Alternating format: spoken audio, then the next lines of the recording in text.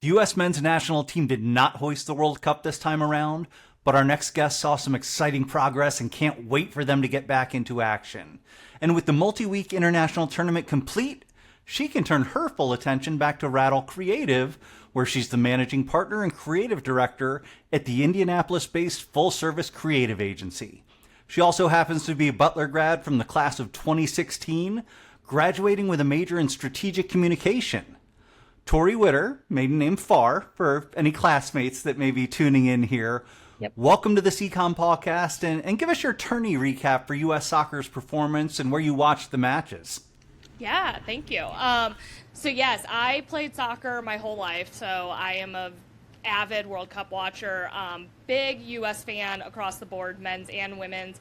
So I feel like this year I keep joking that it just felt like a personified version of what it's like to be a U.S. men's fan, where it's like, we're so close and there's so many good glimmers and we're almost there, and there's a lot of talk of them being on the right track, but we just can't quite figure it out. My recap though was, I think this year it was cool to feel like it was just a national celebration, and I felt like more people watching soccer than ever before, which was cool again to me as a soccer fan, just to see. I think the US is adopting soccer and embracing soccer more than it ever has, so that was kind of the win I took away from it.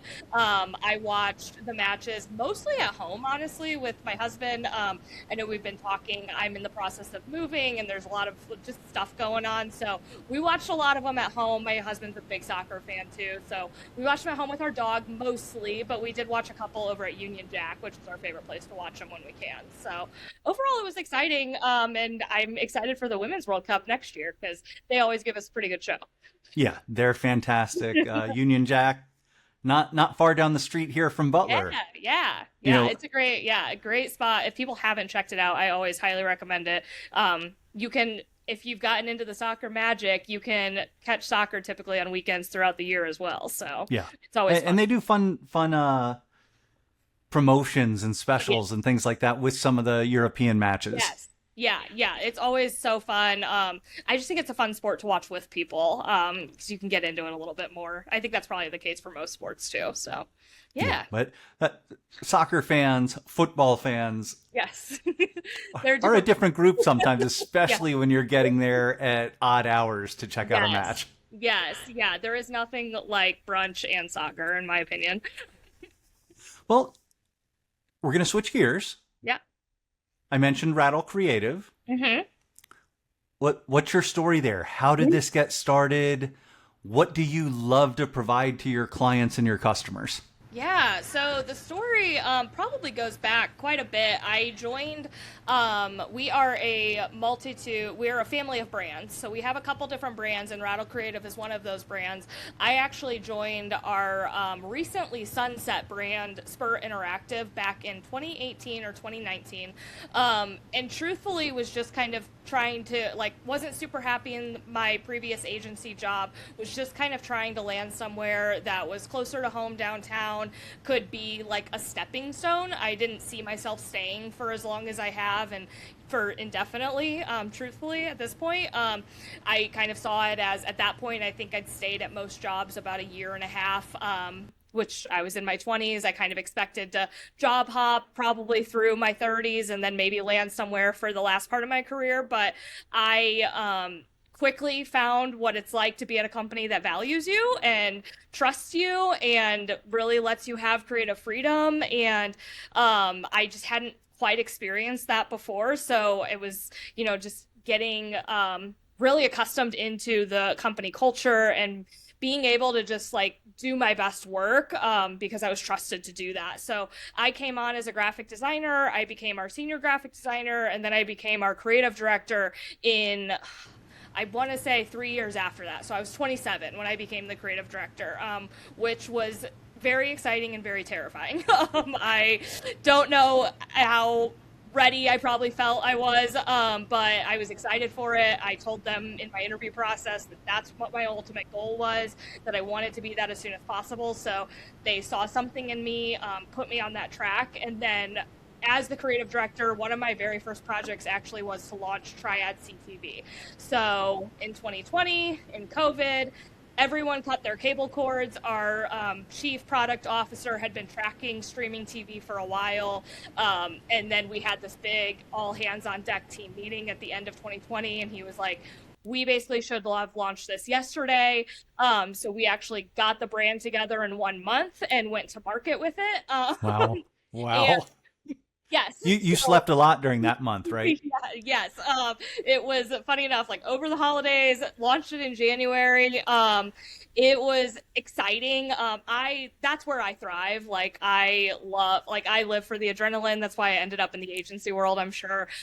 So that was a really exciting time. And just to be a part of it, we all know about TV, but learning about streaming TV and buying it, it flipped everything on its head in the ad industry. So really, learning about the technology, I helped lead our UX UI in the platform development. Totally out of my realm. I always joke that I was kind of on the upper end or on the later end of UX UI design in school. It wasn't the thing that it is now. So right. No one was really talking about it at that time. I think I did my portfolio on JavaScript or something. So it was wasn't something that, was in the typical curriculum at the time. So I actually took a certification class on the side just to get caught up on it, make sure I was doing everything right. Learned a lot, learned that there is a reason that UX designers do what they do because they think in such a different way and they are amazing at it. I learned a lot of respect for them in the process because it's a hard skill to flex. But yeah, just learned a lot through that process. The way RADL came about was I kind of led our creative direction for Spur and Triad and our third brand, Campaign Ad Cloud, at that time. In 2024 is when the founders approached me and asked if I wanted to become a managing partner, and launch a creative agency. That would mean sunsetting Spur, which was at the time more of a marketing lead generation website agency, and moving strictly to creative advertising, which is what we'd kind of pushed our clients to anyway. So we'd kind of been doing that client work anyway, just naturally with my background in advertising and creative as the creative director. So in 2024, they approached me. We specifically wanted to launch it as a separate brand because we didn't want it to be tied to Triad. We wanted our clients to know they could come in. They didn't have to use Triad as a media company if they didn't want to, but it was there for them to use if they wanted to and they needed a media partner. So I think very quickly, again, 6 months, we did all of the brand development, figured it out, built it from the ground up, got the website up. Very shortly after IDW season, which I know we'll talk about Indy Design Week, which is a very large part of my life and career. Shortly after that is when we officially launched. We're actually coming up on our 1 year in August. So we launched in August of last year. And yeah, we just kicked off last month our very first year-long engagement with the Indiana Academy of Science, which was really exciting in our first year. So yeah, that's kind of the story. We started in video, so that's our core subset. I always say, that's where we live. We're a video-centric agency, which means we build video into every single thing that we do. If you come to us for branding, you're also going to get logo animation in that. If you come to us for advertising, you'll always get video assets. 80% of the internet is video, so we just try to set up our clients in a way that they can have success on the internet in the best way possible for digital advertising. That is wonderful. And then just repurposing content. If you're starting with video, then you're able to use it other places. So that's 100%, brilliant. 100%. It is. It's so repurposeful. You can put it on so many different formats. And then so many times, we can just pull out some screenshots if we need to for photos. So yeah, we really we're video first for everything. But we also, we're full service. So we do a lot of on-site capture, photo and video too. So yeah. Excellent. That's exciting. Yes. What I was excited about, what I was introduced to you, at least the idea of you, via a feature in Pattern Magazine that Professor Mark Rademacher made me aware of. Let me start by asking you to reflect on learning from StratCom, Professor Rademacher, and maybe a couple other faculty members who made a difference in your college and now your professional career. Yeah, so Professor Rademacher is actually My most impactful moment in college and the reason I fell in love with advertising had to do with Professor Rademacher. I have no idea if he knows this or not. I don't know if I've ever told him. But when I talk about how I fell in love with advertising, it was sitting in the back of his class and listening to him talk about the De Beers campaign, Diamond is Forever. That was, I think it was my first semester, so it was very early in my exploration to strategic communications. Hadn't even discovered design yet, just knew that I loved telling stories essentially. And I just remember, like, I mean, it kind of, when I think back to it, it feels like an out-of-body experience almost, where just everything kind of slows down.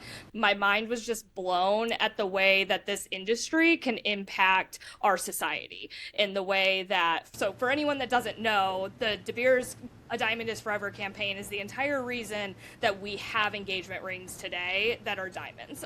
Before that, diamonds were not a big thing. They weren't something that was purchased. It was more wedding bands. And the whole ad campaign was promoting A Diamond is Forever. And that has now led into, you know, a diamond being our engagement rings that we wear today, like I have, like almost everyone has at an engagement. So that really just, the idea that this industry can change the way that our society is and can change. I just fell in love with the way, like, understanding how people think and people behaviors and learning those and figuring out how to talk to people and communicate with them and in a product sense. So yeah, so that is, I mean, my favorite memory of CCOM has Rademacher in it, teaching that De Beers campaign. So I hope he still teaches the kids. I hope that's still in the curriculum because it's my favorite campaign. And that's so weird to me. Now I'm always going to associate a diamond ring with Mark Rademacher, and that's just like, that's kind of blowing my mind right now. I know, right? I probably think of him more often when I see diamonds than ever. But it's the one I talk to like any design students about. That's like what I always go to is that campaign, because I think it also gives us it gives me a sense of like ethics and a sense of morality, and you know, like advertising can affect society in a very large way, and I think there's a way to do it right and there's a way to do it wrong. So it does kind of put this onus, I think, on the industry that I don't think is a bad thing. I think it's a good checks and balance system that we need to make sure we're doing everything ethically as well. So that's my Rademacher story. Outside of Rademacher, I was closest with Dr. Rose Campbell, who is retired now, but she was my advisor. She was my guide. I mean, I spent so many hours in her office. I came in as Stratcom. I then added my advertising specialization probably like right after I left Rademacher's classroom that day. I then added a design minor. I then went into her at one point and was like, I know I was going to go to Germany this summer, but I think I want to go to New Zealand for a whole semester. Can I get my deposit back? And how do we make sure I don't miss basketball season? Like, just rattling to her constantly. And she was, I mean, just such a beacon to me and guiding me through and figuring out where the best fit in this industry was going to be for me. So I am just so thankful to her. I still have a very good relationship with her. And then she's wonderful. She's amazing. I mean, she's just so amazing at what she does. She's so smart and so intelligent in the way that, in the storytelling aspect too. I loved learning from her. And then Professor Pellerano is actually the professor I mentioned in the pattern article that kind of pulled me aside and was like, well, you're an art major, right? And I was like, I've never done art a day in my life. So he was kind of the one that opened the door to, you can get paid to do design. And that, again, blew my mind and led me down this path of adding the design minor, studying abroad in New Zealand, doing most of my design major abroad. And yeah, just kind of opening the door to essentially my entire career. Yeah. And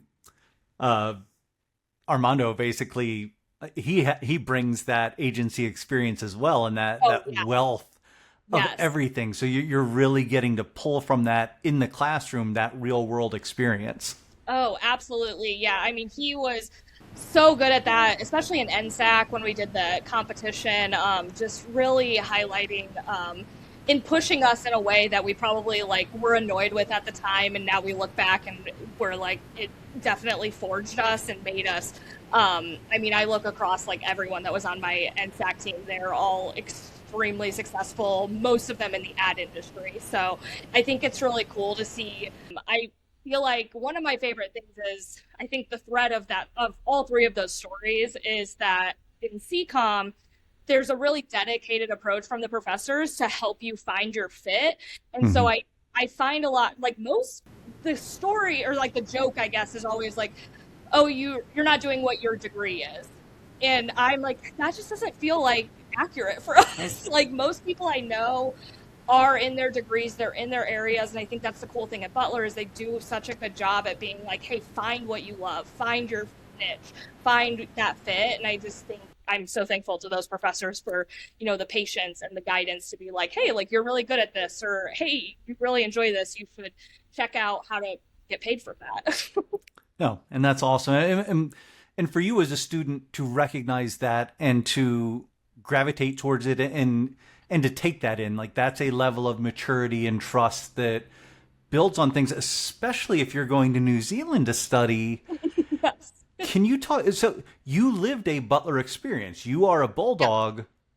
But you spent time in New Zealand. How was that working with study abroad? How did that change your outlook on things? Oh my God, so much. I credit New Zealand as a country. Actually, RADL was named the sheep reference. So our mascot is a sheep. RADL is actually the name of the marking that they put on sheeps to separate them from the flock. So that's where the whole story came from. Amazing. It's actually an acronym, so we changed it. It's RADDLE is that like marking, but we dropped it to RADL to represent our 4 core values. But RADL is an entire essentially just an honor to New Zealand and the impact that it had on me. Their advertising is insane. It's so in your face. It's so bold. And it just doesn't care if you get the joke or not. It's very focused on the audience, which is our entire thing. The amount of times I have to tell clients, like, this is not for you. This is for your audience. Yes. That's what we hone in on. I tell every client when they start, like, I'm going to push back on you. If you want a yes person agency, like this is not for you, and that's fine. We're okay with not being for everybody, but RADL is just a whole homage basically to my time in New Zealand, because I loved the advertising. I go back to New Zealand when I'm like feeling lost or feeling uninspired. I lean on I have pictures from my time there that I go back to in the advertising to inspire me. So yeah, it was amazing just to be in a different culture. I would love to say that I did a bunch of research and picked it for that reason. I truthfully just watched Rocket Power when I was younger. Went to New Zealand, and I always wanted to go there. So when I was going to study abroad, a lot of my friends were studying abroad, and I wasn't going to at first. And then, in full disclosure, just went through a bad breakup and was like, well, whatever, I'm just going to leave the country. So I was like, I think I just want to study abroad. Most of my friends are going to be gone next semester. I'm going to go to the other side of the world. Like, I'm going to leave.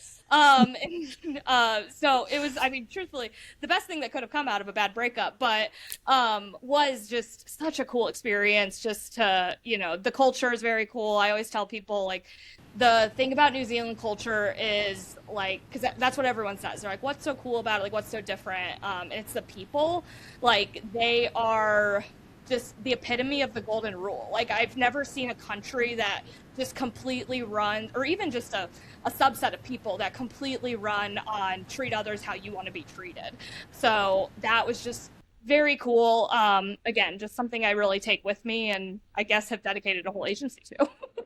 Yeah, I'm so jealous. I was able to spend a few days in Auckland because I was in Fiji for an event. Yes. Oh, Fiji's cool too. That's on my list. Yeah, Fiji's okay. Yeah. but Sorry. Auckland was unbelievable, and I can't imagine spending as much time as you did. Yeah. And were you primarily North Island? I was in the North Island, but I was in Wellington. So I was in the capital, which is my favorite city, because I lived there, so I'm biased. But it feels like a big Broad Ripple. I always describe it as. It's very artsy. It is, my favorite part about it is that whatever climate you want to get, you can get. Like, you can walk 5 minutes and be on a mountain. You can walk 5 minutes and be on a beach. You can walk 5 minutes and you're in the city. You can walk 5 minutes and you're in the park. You walk everywhere, which is something that I love. That's why I live in downtown in a city, so I can walk everywhere.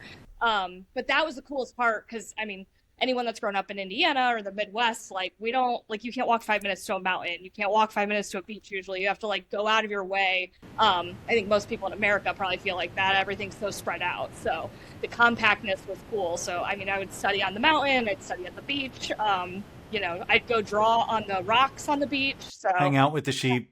yeah, hang out with the sheep, go up to Hobbiton, go to Weta Studios. No, that is amazing. We're going to come back stateside and local here. Yes.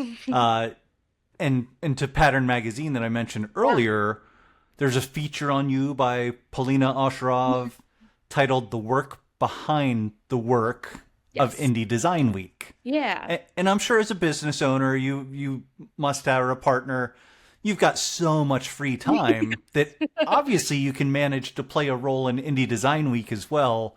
What role is that, and how busy does this keep you? Yeah. Well, I think personally, I think like as a small business owner, we have an onus to be a part of our community. I think that that's something. I mean, that's just like a mandatory for me personally to be connected to the community and serve back to the community that supports our business. But I got involved with Indy Design Week back as a volunteer in 2018 or 2019, which is funny. I guess a lot of pivotal career changes were happening for me in that year. But I got involved with it by happenstance. I just like happened to get coffee with the previous marketing director, and he was like, "Do you want to become a volunteer?" And I was like, "I guess." So I became a volunteer. I then moved onto the board as the marketing director. And then when the previous executive director stepped away, essentially I just didn't want to see it die. So the whole board had kind of got burnt out. That was the first time we saw ticket sales drop. We were trying to figure out like what did events look like post-COVID? What did virtual events, hybrid events? There's just a lot. The event world was insane after 2020. It was just everyone was kind of trying to figure it out. Not everyone was on the same page. So like half the attendees wanted to be back in person. Half the attendees weren't comfortable with it yet. So there was just a lot going on. So the board kind of, everyone had been founders. They wanted to take a break, step away. And I just didn't want to see it die. So I was getting lunch with the executive director at the time, and kind of happenstance, she was like, I mean, do you want to just take it? Like, I would pass you the bank account. Like, do you want to take it over? And I was like, I don't know. I don't know how to run that. And I was like, sure. So I had already recruited 2 different board members. So I had to call them and be like, hi, so there's no board, but there's me if you want to figure this out with me. So that first year, we took 2023 off intentionally. I took over as executive director, and we did this massive survey and basically asked people, like, do you want this? Do you want to see, events like this? Is this serving a purpose in the community? And we were really surprised that we got hundreds of responses. So people wanted to see this, and it did serve a purpose in the community, but we just needed to revamp it. So we completely blew it up, I always say, in 2024, did a mini week, completely redid how we were doing it, leaned into it being a festival versus a conference, and now every year we kind of, I would say, change probably 50% of it, just based on survey responses and what the community needs. So I still serve as executive director. The board has doubled since that first year, or more than doubled. We went from 3 board members. We now have 8 board members, and we're actually getting ready to add probably about 8 to 10 chair positions. So we are growing very fast because the organization itself is growing very fast, which is exciting. And yeah, so that's 100% volunteer. That's just something I do on the side. I know me and you have talked about we're cut from the same cloth. I get bored really easily, so I like to be busy. And it's just fun to be connected to the community. Like I always joke, it gives me a reason to reach out to really cool designers in Indy that I aspire to and want to chat with and get to put them on a stage. Is this something where... Do you have interns? Do you need students to volunteer? How can Butler students get involved here? Yeah, so we'll always take volunteers. So even if you're a freshman or a sophomore and you're not quite ready for that official internship yet, volunteering is a great way. Even if it's not IDW, I tell students all the time, like if you're looking to get real world experience, reach out to nonprofits because nonprofits need help, and you get to try a lot of different things. It's an amazing playground. My very first internship was in nonprofits, so it feels very full circle to like come back and be able to do that as a volunteer role. But I learned, so much at those internships because I think my freshman year, I was an intern for an arts nonprofit in town, and I was working on a marketing plan for them. And I was like, I haven't even taken a marketing class. Like, I don't know what I'm doing. But they need the help, and there's some freedom there to learn and fail. And I think that's the best thing that students can get comfortable with is failing, because that's the best way that you're going to get better, especially as a designer. So, yes, we always need volunteers. Like I said, we're about to add 8 to 10 positions. Those are all volunteer positions, and then some of those are actually internships too. So we're looking for some like a programming and events intern, always open to having design interns, communications interns, photo and video interns, or chairs. So yeah, we always would welcome students. And of course, I love working with Butler students in particular. My multimedia designer that works directly with me is from Butler as well. So, yeah, definitely tap into that network. And we always need students to help, or we always need volunteers, and we're always open to students. Awesome. Thank you for that. And I'll make sure that gets in the right hands here. For sure. Yeah. During a previous conversation, I know as a native Hoosier, you didn't necessarily expect to stay in Indiana for your whole life, your career. And, there's still opportunities ahead. Yes. But how did that happen? And what do you love about Indianapolis? And you've probably referenced it a little bit in some of what we've talked about. Mm-hmm. But if you are handing the flowers out as a member of this community, why are you here?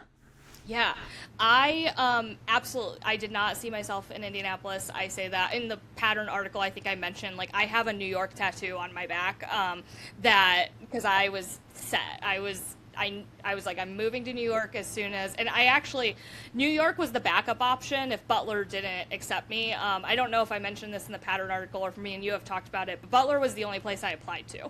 I fell in love with Butler the second I stepped onto that campus, and I lied to my mom. I told her I applied to other backup schools. I did not, and I didn't tell her that till I got in. But I was set on Butler, and it was Butler, or I was going to move to New York and go to like a portfolio school. And then I kind of went through Butler, and it was like, okay, Indiana's cool for college, but I'm going to leave and I'm still going to go to New York or Boston. And then I just I couldn't find a job there at the time. I didn't have the resources to just up and move there. So I found a job here that kept me here. But I even told them, like, I was like, I still want to leave. I still want to go to New York.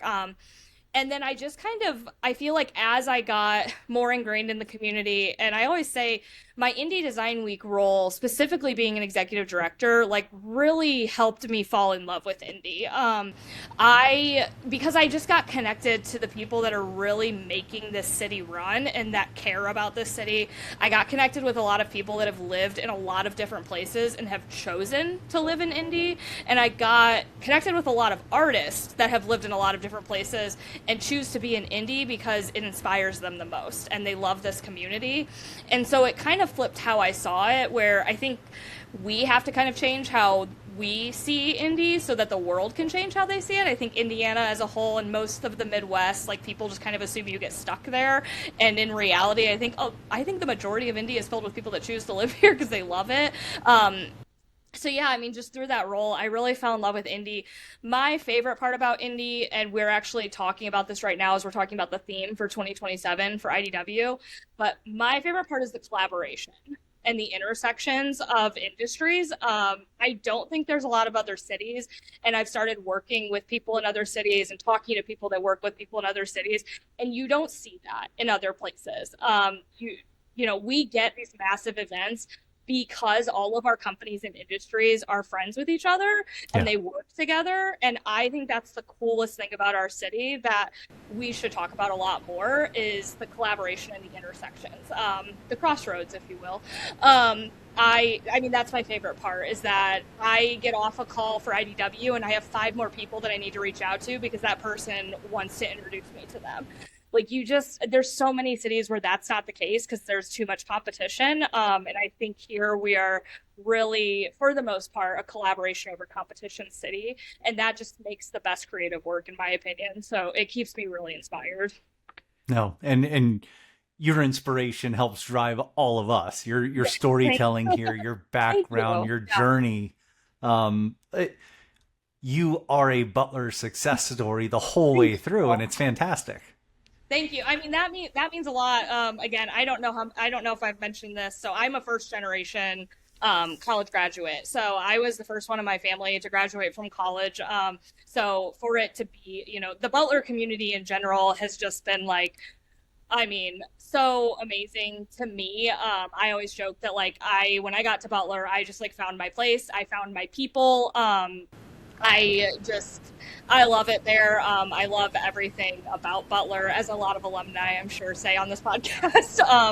But yeah, I'm very thankful for everything the community has done. And that's, why I like to tap back in. I always say, there's a lot of people that helped get me to where I am right now. And so through my IDW roles and through different avenues like this, that's all I want to do for the younger generation, is to hopefully get them into the positions that they can be in and hopefully love what they're doing. Because that's a passion of mine too, is introducing people to fun careers and creative careers and loving your job every day, because working your whole life is a long time to not love what you do.